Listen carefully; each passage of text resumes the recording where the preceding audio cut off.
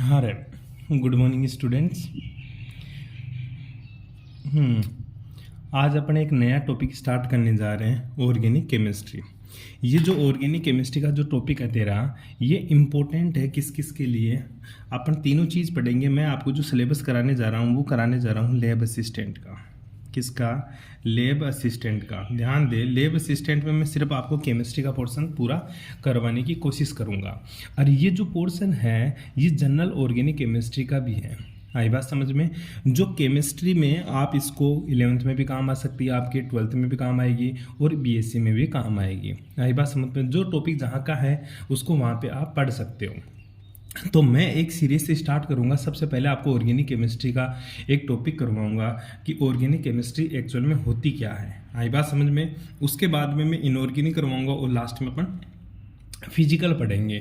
अपन एक सीक्वेंस से पढ़ेंगे। सबसे पहले लैब असिस्टेंट के सिलेबस को, ठीक है। सबसे पहले बात करते हैं अपन ऑर्गेनिक केमिस्ट्री की, ठीक है। तो ये ऑर्गेनिक केमिस्ट्री अपन जो पढ़ेंगे, इसमें पहली चीज़ ये है कि सर जी ऑर्गेनिक मतलब कार्बनिक, इंग्लिश में क्या, हिंदी में क्या बोलेंगे इसको? कार्बनिक, कार्बनिक रसायन, ठीक है। तो जो कार्बनिक रसायन या ऑर्गेनिक केमिस्ट्री है, इसमें दो चीज होती है भाई जी। एक होता है कार्बन और दूसरा क्या होता है? हाइड्रोजन। ऐसी केमिस्ट्री जिसमें अपन कार्बन और हाइड्रोजन का अध्ययन करते हैं।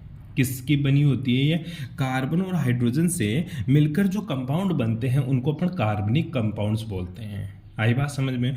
और ऐसी विज्ञान जिसमें कार्बन और हाइड्रोजन का अध्ययन किया जाता है उसको अपन कार्बनिक रसायन बोलते हैं।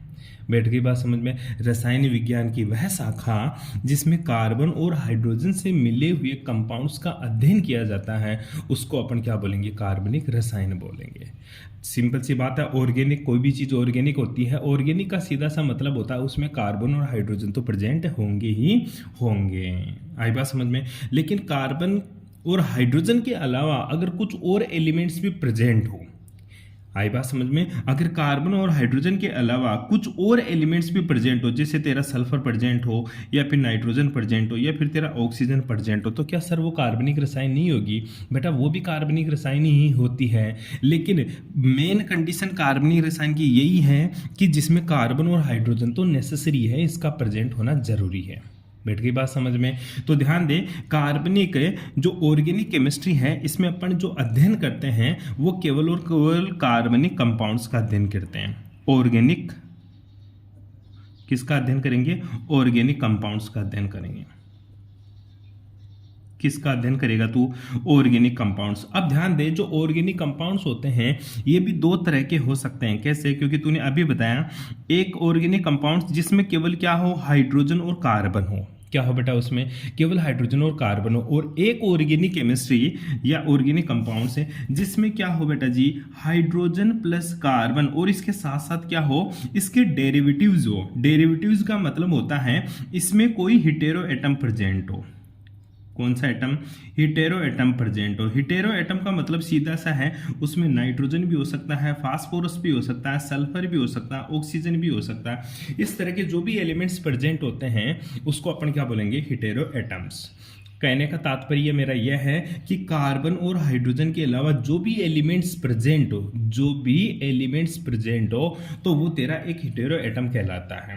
कार्बन और हाइड्रोजन का, जिससे कार्बन और हाइड्रोजन एक तरह का ऑर्गेनिक कंपाउंड्स होता है, इसके अलावा कार्बन और हाइड्रोजन के साथ अगर कोई हेटेरो एटम प्रेजेंट है तो वो भी तेरा एक ऑर्गेनिक कंपाउंड से कहलाता है। बैठ गई बात समझ में? अब ध्यान देख, ऑर्गेनिक केमिस्ट्री पढ़ रहे हैं तो ऑर्गेनिक केमिस्ट्री में अपन को दो चीज का अध्ययन करना है, एक तो कार्बन की प्रॉपर्टीज का और दूसरा हाइड्रोजन की प्रॉपर्टीज का, क्योंकि मेन एलिमेंट्स दो ही है। आई बात समझ में? एक तो तेरा क्या है सर जी? एक तो मेरा कार्बन है। पहला जो एलिमेंट्स है वो क्या है तेरा? वो तो सर जी मेरा कार्बन है। और दूसरा जो एलिमेंट्स है ऑर्गेनिक केमिस्ट्री में वो क्या है बेटा? तेरा हाइड्रोजन है। ठीक है। तो सबसे पहले कार्बन की बात करें तो कार्बन को जब शो करने का तरीका होता है वो इस तरह का होता है, इसमें 6 और यहाँ पे क्या लिखा होता है? 12। तो ध्यान दे, कोई भी एलिमेंट्स एक्स ऊपर तो ए होता है, नीचे क्या होता है बेटा जी? तेरा जेड होता है। जहाँ पे ए क्या होता है? ए तेरा हमेशा मास नंबर होता है। क्या होता है? Mass number. और ध्यान देना, जो मास नंबर होता है ये हमेशा न्यूट्रॉन प्लस प्रोटॉन होता है। क्या होता है, न्यूट्रॉन प्लस प्रोटॉन। न्यूट्रॉन और प्रोटॉन की संख्या हमेशा मास नंबर के बराबर होती है। The number of neutron and proton both are equal to mass number. बैठ गई बात समझ में। और जो नीचे जेड होता है वो तेरा एटॉमिक नंबर होता है। क्या होता है तेरा, एटॉमिक नंबर, परमाणु क्रमांक होता है। ठीक है, तो इससे क्या शो हुआ कि कार्बन का जो एटॉमिक नंबर है वो तो 6 है और कार्बन का जो मास नंबर है वो 12 है। और जो जेड होती है, ये जेड हमेशा नंबर ऑफ इलेक्ट्रॉन या फिर नंबर ऑफ प्रोटॉन के बराबर होती है। जेड किसके बराबर होता है, एटॉमिक नंबर है जो हमेशा इलेक्ट्रॉन या प्रोटॉन की संख्या के बराबर होता है। मैं तेरे को बोलूं कि कार्बन को इस तरह से शो किया तो यहाँ पे इलेक्ट्रॉन की संख्या कितनी, 6, प्रोटॉन की संख्या कितनी, 6। मैं बोलूं इसका एटॉमिक नंबर कितना, तो बोलेगा 6, क्योंकि नीचे वाली जो चीज है जो जेड होता है ये हमेशा एटॉमिक नंबर को भी शो करता है, इलेक्ट्रॉन की संख्या को भी शो करता है और प्रोटॉन की संख्या को भी शो करता है। और जो सर ऊपर वाला होता है वो ये बेटा जी हमेशा मास नंबर को शो करता है, और मास नंबर हमेशा बराबर होता है न्यूट्रॉन और प्रोटॉन की संख्या के। किसके बराबर होता है बेटा, न्यूट्रॉन और प्रोटॉन की संख्या के बराबर। तो number of neutron plus proton किसके बराबर हो गया बेटा जी, 12। और तुझे पता है नीचे वाला किसको शो करता है, एटॉमिक नंबर को। एटॉमिक नंबर बराबर होता है या तो इलेक्ट्रॉन की संख्या या प्रोटॉन की संख्या। मैं पूछूं बता कार्बन में न्यूट्रॉन की संख्या कितनी है, न्यूट्रॉन की संख्या तुझे पता है, प्रोटॉन की संख्या कितनी है, 6 है। तो न्यूट्रॉन प्लस 6 बराबर 12। और तू कैसे निकाल सकता है, न्यूट्रॉन की संख्या 6 हो गई गठा की। बैठ गई बात समझ में। यहाँ पे तेरा एक समझदारी का क्वेश्चन भी कंप्लीट होता है, वो तेरे को ध्यान में रखना है। दोबारा से समझ में क्या बताया आप लोगों को, मैं ये बता रहा हूँ किसी भी एटम को शो करने का सिंबल होता है एक्स। एक्स क्या होता है, एलिमेंट्स। ए क्या होता है, मास नंबर। जेड क्या होता है, उसका एटॉमिक नंबर। जो जेड होता है बेटा ध्यान से सुन ले एक बार, जेड एटॉमिक नंबर के साथ साथ इलेक्ट्रॉन की संख्या और प्रोटॉन की संख्या को भी शो करता है। जो ए होता है ये हमेशा मास नंबर होता है, जो number of number of neutron plus number of proton को शो करता है। इसके आधार पर तेरे को इलेक्ट्रॉन की संख्या पूछे बोलेगा 6, प्रोटॉन की संख्या पूछे बोलेगा 6, बोले न्यूट्रॉन की संख्या वो भी 6। कैसे निकाला, न्यूट्रॉन प्लस प्रोटॉन बराबर 12 और प्रोटॉन तो 6 बता रहा है क्योंकि एटॉमिक नंबर 6 है उसका। तो n प्लस 6 बराबर 12, तो n बराबर कितना हो गया, 6 हो गया तेरा। बैठ गई बात समझ में। सिंपल सी बात बताइए तेरे को। अब दूसरा अपन किसकी बात करेंगे, हाइड्रोजन की। हाइड्रोजन का जो इलेक्ट्रॉनिक कॉन्फ़िगरेशन की बात करूं मैं तो इसका 1s1 होता है। क्या होता है बेटा जी, 1s1। और कार्बन का अगर इलेक्ट्रॉनिक कॉन्फ़िगरेशन की बात करेगा तो क्या होता है, 1s2, 2s2 और 2p4 होता है। क्या होता है, 2p4। ध्यान दे n+l रूल के अनुसार ये जो बाह्यतम कक्षक होता है 1s2, 2s2, 2p4, sorry 2p2, 4 नहीं होता, टोटल 6 तो इलेक्ट्रॉन होते हैं, 2p2। ये जो बाह्यतम कक्षक होता है यही हमेशा, इसको पहली बात तो क्या बोलेंगे अपन, बाह्यतम कक्षक। क्या बोलेगा इसको तू, बाह्यतम कक्षक या आउटर ऑर्बिटल बोलते हैं। जो आउटर ऑर्बिटल होता है इसी को तू क्या बोलता है, संयोजकता कोष। ठीक है, वैलेंसी ऑर्बिटल भी इसी को बोलता है। ठीक है, तो मैं पूछूं कार्बन की वैलेंसी कितनी है, संयोजकता कोष में उपस्थित इलेक्ट्रॉन की संख्या हमेशा कार्बन की वैलेंसी या संयोजकता कहलाती है। बैठ गई बात समझ में। जैसे 2s में कितने इलेक्ट्रॉन बेटा, 2 इलेक्ट्रॉन। ठीक है, और इसी तरह 2p में कितने इलेक्ट्रॉन तेरे सर जी, इसमें भी 2 इलेक्ट्रॉन। ठीक है, तो ध्यान दे 2 स्केर टोटल कितने, 4। तो कार्बन की जो संयोजकता है, कार्बन की जो संयोजकता है, ठीक है, संयोजकता मतलब वैलेंसी कितनी होती है बेटा जी, 4 होती है। मतलब कार्बन एक साथ 4 बॉन्ड बना सकता है। एक बार में कितने बॉन्ड बना सकता है, 4। क्यों, क्योंकि एक इलेक्ट्रॉन जब एक्साइटेड होकर यहाँ चला जाएगा तो इलेक्ट्रॉन यहाँ आ जाएगा, तो एक अनपेड इलेक्ट्रॉन कितने हो गए, 4। तो 4 बॉन्ड बना सकता है। बैठ गई बात समझ में। सिंपल सी बात बताइए मैंने तेरे को अभी तक। अब बात करते हैं अपन हाइड्रोजन की, क्योंकि तुझे पता है जो कार्बनिक रसायन है, जो ऑर्गेनिक केमिस्ट्री है, वो किस किस से मिलकर बनी है, वो सर जी 2 चीज से मिलकर बना, एक तो कार्बन से, दूसरा तेरा हाइड्रोजन से। तो हाइड्रोजन की बात करें तो हाइड्रोजन तेरा जो होता है बेटा जी, उसका इलेक्ट्रॉनिक कॉन्फ़िगरेशन 1s1 होता है। इसको शो करने का तरीका क्या होता है, इसको शो करने का तरीका ऐसा होता है। बैठ गई बात समझ में। इसका मतलब क्या हो गया, इसको ऐसा हाइड्रोजन को 1 से शो करते हैं। तो इसका जो एटॉमिक नंबर है, क्या बेटा जी, एटॉमिक नंबर, ठीक है, ये तो एक को शो करेगा तेरा, और ये किसको शो करता है, सॉरी ये ऊपर वाला तो एक को शो करता है, नीचे वाला तेरा जेड को शो करता है। तो जेड की वैल्यू कितनी बेटा जी, एक है। तो इसमें इलेक्ट्रॉन की संख्या भी कितनी, एक है, और इसमें प्रोटॉन की संख्या भी कितनी है, एक है। और जो ए है, ए की वैल्यू भी कितनी है, एक है। मतलब number of neutron plus proton की वैल्यू कितनी है, एक है। और तुझे पता प्रोटॉन कितना, एक है, तो बता न्यूट्रॉन कितना होगा, n+1 बराबर 1, तो n की वैल्यू कितनी आ गई बेटा जी, 0। तो ध्यान देना, हाइड्रोजन में न्यूट्रॉन की संख्या कितनी होती है, 0। इलेक्ट्रॉन की संख्या 1 होती है और प्रोटॉन की संख्या कितनी होती है बेटा जी, 1 होती है।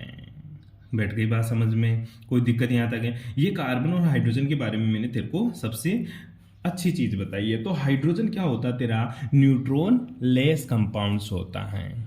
न्यूट्रॉन लेस एलिमेंट्स कौन सा होता है तेरा, हाइड्रोजन एक तरह का न्यूट्रॉन लेस एलिमेंट्स होता है। यहां तक तेरे को पता होना चाहिए। अब बात करते हैं सर जी, तू बोलता रहता है कि जो हाइड्रोजन होता है इसका स्थान कहाँ होता है पीरियोडिक टेबल में।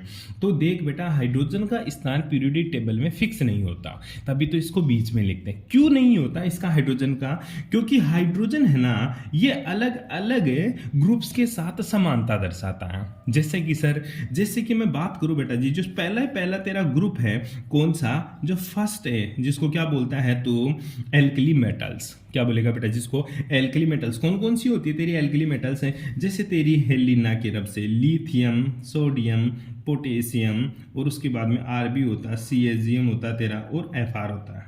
ठीक है, ये इनके साथ भी समानता दर्शाता है। फर्स्ट ए के साथ सर कैसे समानता दर्शाएगा, ध्यान दे बेटा, इसका इलेक्ट्रॉनिक विन्यास क्या होता है 1s1, और इन सब का इलेक्ट्रॉनिक विन्यास में क्या होता है सर, लास्ट में s में एक ही इलेक्ट्रॉन होता है।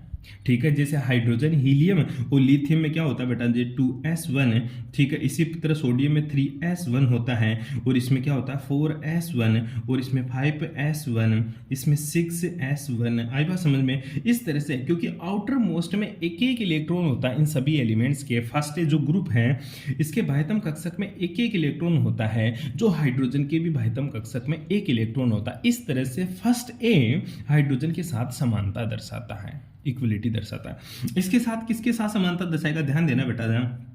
एक होता है ग्रुप ए 14। ग्रुप 14 कौन सा होता है, जैसे तेरा कार्बन हुआ, जैसे तेरा सिलिकॉन हुआ, ठीक है, जैसे तेरा जर्मेनियम हुआ, ठीक है, पीबी हुआ, ठीक है, ये चीजें इसके साथ कैसे दर्शाएगा। ध्यान दे बेटा, अगर हाइड्रोजन का जो इलेक्ट्रॉनिक कॉन्फ़िगरेशन है वो अर्धपूरित है, क्योंकि s में मैक्सिमम कितने इलेक्ट्रॉन आ सकते हैं 2, और है कितना 1 है, मतलब ये हाफ फील्ड है। क्या है, हाफ फील्ड है। और कार्बन का जब इलेक्ट्रॉनिक कॉन्फ़िगरेशन देखते हैं बेटा, तो वो भी क्या होता है 1s2 2s2 2p2, ठीक है, 1s2 2s2 2p2। आई बात समझ, सर ये तो हाफ फील्ड नहीं है। हाफ फील्ड का मतलब ये है बेटा जी, ये अर्धपूरित इस तरह है क्योंकि इसमें एक इलेक्ट्रॉन और आते ही 1s2 हो जाएगा, जो कि हीलियम नोबल गैस का कॉन्फ़िगरेशन गेन कर लेगा। मतलब आधा इलेक्ट्रॉन, एक इलेक्ट्रॉन है, 2 इलेक्ट्रॉन आते हैं नोबल गैस, मतलब पहले कितना था, आधे ही थे इलेक्ट्रॉन। इसी तरह कार्बन के बाह्यतम कक्षक में कितने इलेक्ट्रॉन बेटा, 4 इलेक्ट्रॉन है। कितने इलेक्ट्रॉन है, 4। अगर इसको 4 इलेक्ट्रॉन और मिल जाए तो 8 हो जाएगा, और 8 2 10 से 10 होते ही कहाँ चला जाएगा, नियोन के पास चला जाएगा। कहाँ चला जाएगा, नियोन, मतलब अक्रिय गैस कॉन्फ़िगरेशन गेन कर लेगा।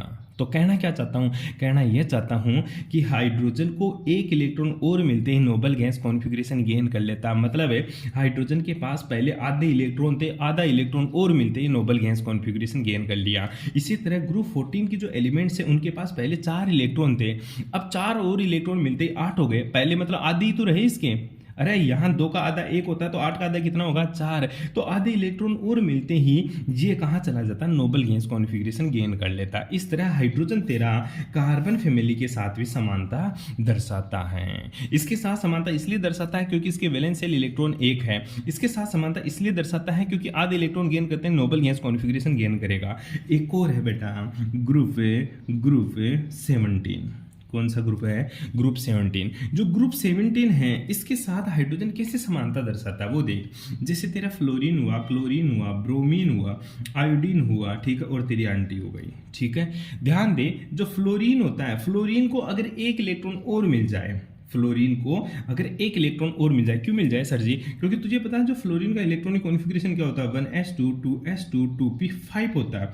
अगर इसको एक इलेक्ट्रॉन मिलते 2p6 हो गया, नोबल गैस कॉन्फ़िगरेशन गेन कर लिया। मतलब है जैसे इसके बाह्यतम कक्षक में एक इलेक्ट्रॉन है तो इसकी वही बात है, इसको अगर एक इलेक्ट्रॉन और मिल जाए तो ये सारे के सारे नोबल गैस कॉन्फ़िगरेशन गेन कर लेगा।